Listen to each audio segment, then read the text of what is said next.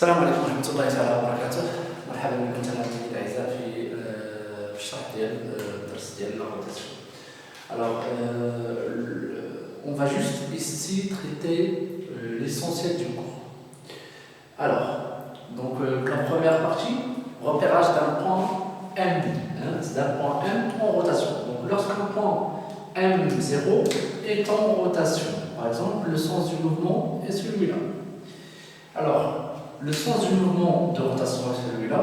Alors, le repérage d'un point, ça veut dire quoi repérage? Ça veut dire détermination de la position de M. Détermination de la position de M. Ça veut dire ce point M, elle existe où exactement dans le cercle. Ça veut dire, alors ici vous avez trois méthodes pour déterminer la position.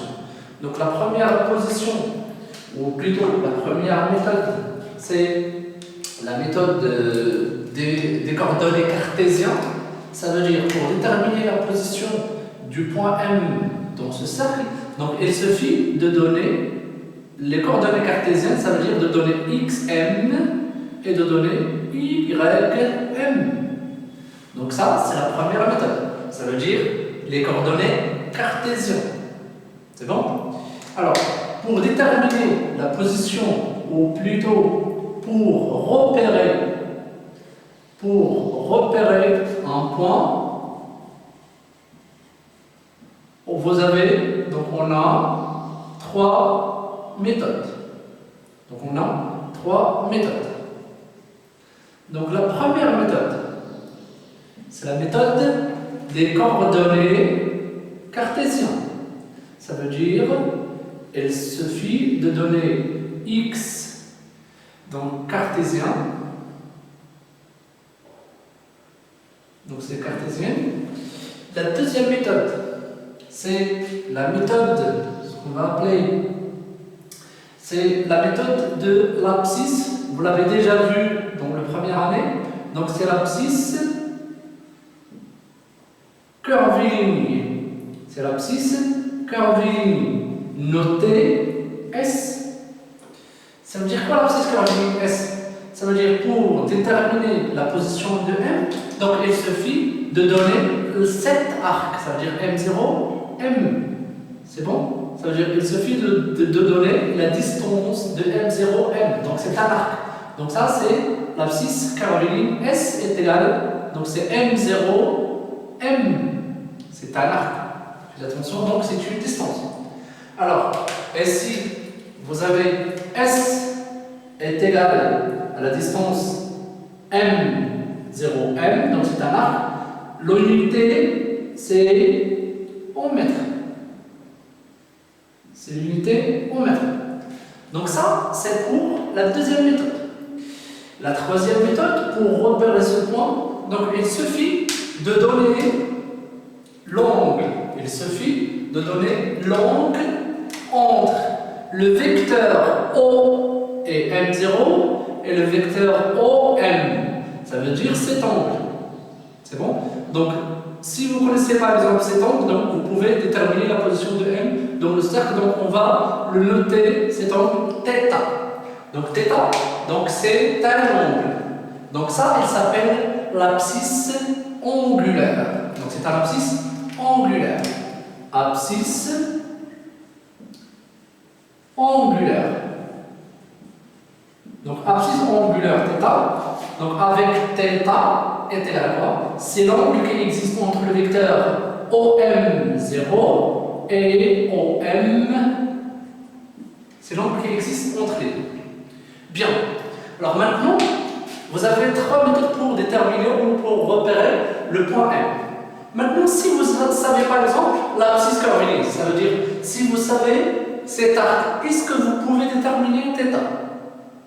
Donc, ici, donc oui, si vous savez S, donc vous pouvez déterminer θ, et si vous savez θ, vous pouvez déterminer S. Ça veut dire qu'il y a une relation entre l'abscisse curviligne et l'abscisse angulaire. Alors, et si vous avez abscisse curviligne, regardez, donc abscisse curviligne, notez S, et vous avez abscisse angulaire, notez θ. θ. La relation entre les deux donc, est égale. Donc S est égal à R fois θ. Donc à retenir, c'est S fois θ. Ça veut dire c'est OM. Donc la distance OM lui est R. C'est bon? La distance OM est R. Alors S est égal à R fois θ. Maintenant, je peux passer à la vitesse angulaire. Vitesse angulaire. Et c'est oméga, unité oméga, et accélération angulaire. Donc accélération angulaire. Bien. Donc pour la vitesse angulaire, donc la vitesse c'est toujours, vous avez la vitesse linéaire V est égale à d de x sur d de t. Ça veut dire la variation de x sur d de t. Alors c'est la même chose. Oméga est égal à la variation, regardez, c'est à la variation de θ en fonction de t. Il est noté aussi θ point.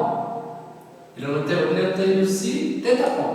Donc je peux l'appeler, c'est la vitesse angulaire, parce que vous avez ici deux vitesses, donc vitesse angulaire, et vous avez oméga. Et vous avez vitesse linéaire, c'est V. Alors, vitesse angulaire oméga donc, est égale à quoi? Ici, oméga est égal à d de θ sur d de t, donc est égal à θ point. C'est θ point, ça veut dire la première dérivée de l'abscisse angulaire.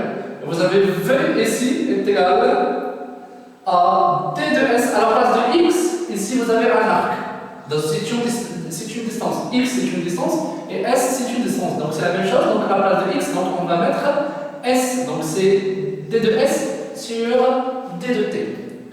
Alors, quelle est la relation maintenant qui existe entre oméga et v? Donc la relation qui existe entre oméga et v, donc on va prendre ici, donc on a s est égal R fois θ. Donc, d de S sur d de t est égal à R fois d de θ sur d de t. Donc, ici, donc on a fait la variation ou la dérivée. d de S sur d de t, c'est la vitesse. Et R fois θ. R fois θ. Donc ça, c'est la relation qui existe entre la vitesse et R fois θ. Avec l'unité de oméga, c'est radian seconde moins 1. Et si la vitesse, donc c'est mètres par seconde, donc il vous reste plutôt R. Donc R, c'est en mètres. Bien. Donc maintenant, ça c'est V est égal, c'est la vitesse, la relation qui existe entre la vitesse linéaire et la vitesse angulaire. Alors maintenant, on va faire l'accélération. On avait fait maintenant vitesse angulaire, donc accélération angulaire. Donc accélération angulaire. Donc accélération angulaire.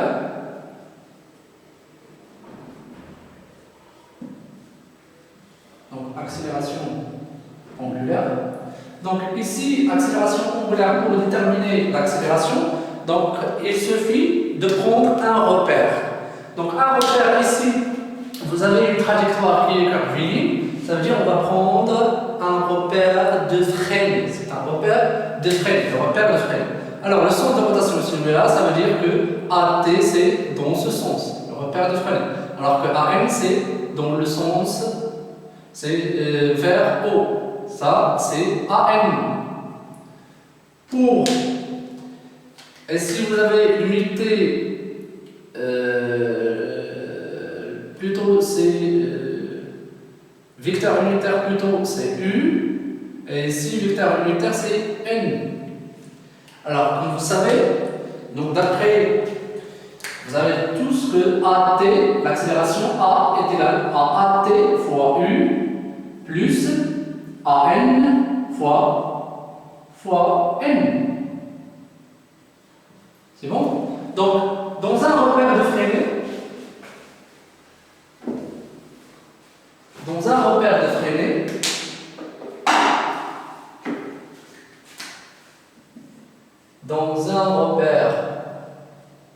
de freinée, c'est toujours le repère. Ici en rotation, on travaille toujours avec un repère de freinée. Donc vous avez AT. AT est égal à quoi? AT est égal, c'est la composante tangentielle, est égale toujours D de V sur D de T. Ça veut dire, et si vous avez V est égal à R fois θ. Donc D de V sur D de T, donc R c'est toujours constante, donc il reste D de oméga sur D de T. Donc est égal D de oméga sur D de T, donc oméga c'est déjà θ point, alors D c'est la dérivée seconde, ça veut dire θ c'est R fois θ de point. Donc l'accélération tangentielle c'est R fois θ de point. Pour l'accélération normale, ou la composante normale, donc la composante normale est égale, c'est V au carré sur le rayon R. Ça veut dire V au carré est égal à quoi? C'est R au carré fois oméga au carré divisé par R. Donc on simplifie par R ici, donc il vous reste R, T oméga c'est θ point. Oméga c'est θ point. Donc c'est R, θ point au carré.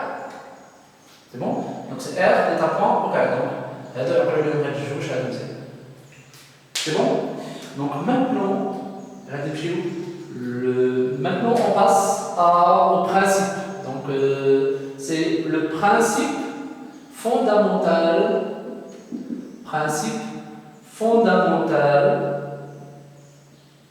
de la dynamique. Donc de la dynamique, donc comme abréviation, principe CP fondamental de la dynamique.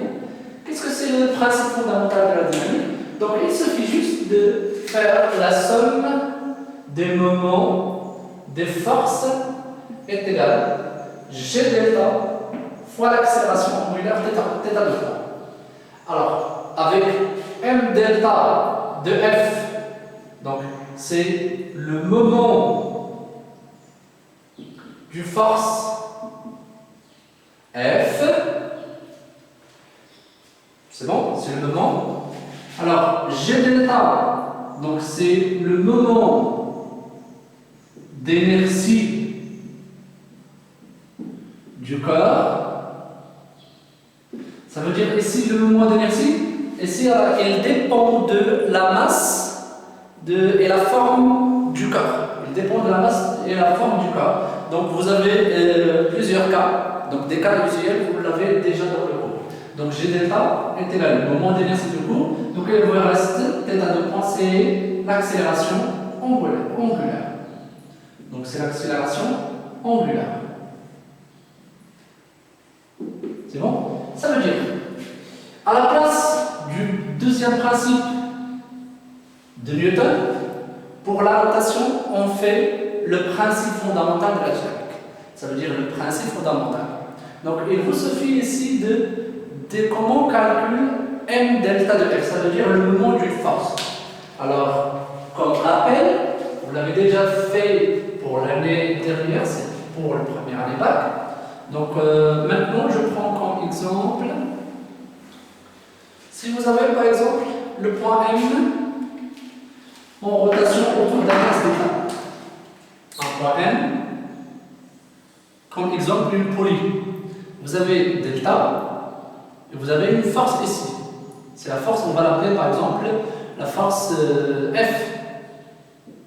C'est bon? La force F. Donc ici vous avez le rayon et vous avez encore une autre force qui est le poids de la poulie. Ça c'est le poids de la poulie. Ça c'est une poulie. C'est bon? Alors, comment on calcule M delta de F? Donc M delta de F donc est égal d'une manière générale, c'est plus ou moins F fois la distance D, avec F c'est la norme de la force F, quelle que soit cette F, et D c'est la plus petite distance qui existe entre la ligne d'action de la force entre la ligne d'action de la force et l'axe de rotation. Exemple. Par exemple, le moment de la force F donc, est égal.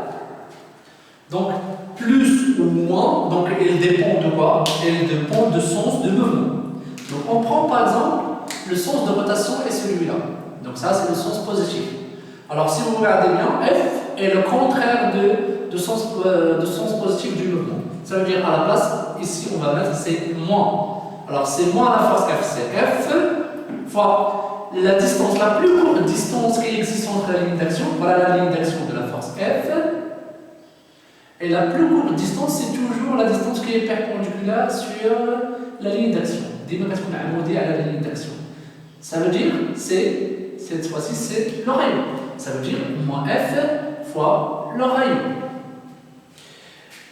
Maintenant, c'est si on veut calculer, par exemple, le moment de la force de P en fonction le moment de force de P pour cette folie-là. Alors, le moment de P, donc, ici, qu'est-ce que vous constatez? Vous constatez que P, elle se coupe avec l'axe delta. Ça veut dire que vous avez un point d'intersection entre les deux. Voilà l'axe delta, et voilà la force F. Donc, les deux, elles se coupent en un plan. Donc, lorsqu'elles se coupent, ça veut dire que la distance entre les deux est égale à 0. Ça veut dire que c'est M delta de P est égal à 0. Donc, d'une manière générale, lorsque vous avez la ligne d'action d'une force, elle se coupe avec l'axe de rotation, donc toujours M delta de P est égal à 0. Bien. Alors maintenant, je passe nature du mouvement. Donc, la nature du mouvement. De mouvement, c'est exactement de rotation. Donc, pour le mouvement linéaire, donc vous avez deux types. Donc, c'est mouvement rectiligne uniforme et mouvement rectiligne uniformément varié. Donc, c'est presque la même chose. Et si vous avez le mouvement circulaire uniforme, donc mouvement circulaire uniforme, donc il vaut mieux partir ici.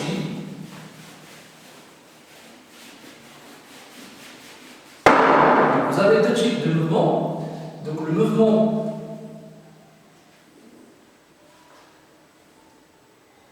mouvement rectiligne, plutôt circulaire uniforme.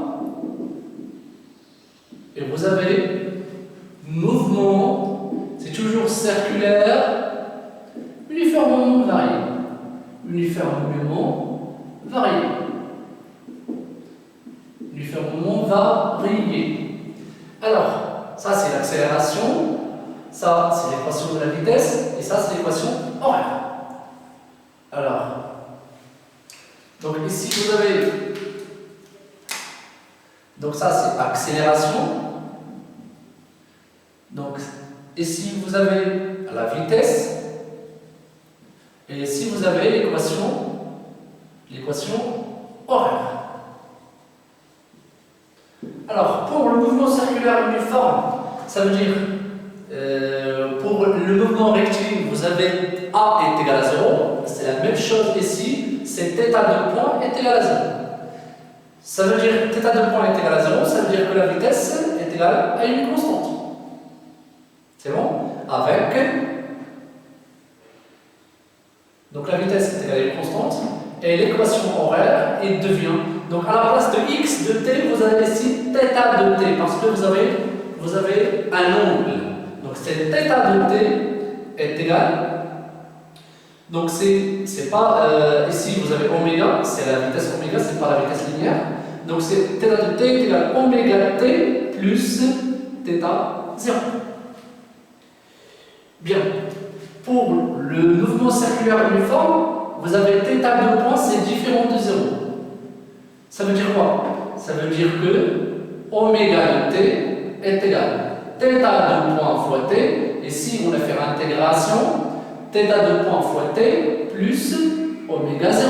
Ça veut dire la vitesse angulaire à l'instant t égale à 0. Et ici, θ de t, donc il devient, c'est 1 demi θ de point fois t au carré plus oméga 0 fois t plus θ 0. Donc, si vous constatez, ici, c'est presque le même principe, c'est presque la deuxième loi de Newton. Juste à la place de A, de l'accélération linéaire, vous avez ici l'accélération angulaire. Et à la place de la vitesse linéaire, vous avez la vitesse angulaire. Et à la place de x, vous avez θ 0, ça veut dire que vous avez l'angle. Donc, je termine.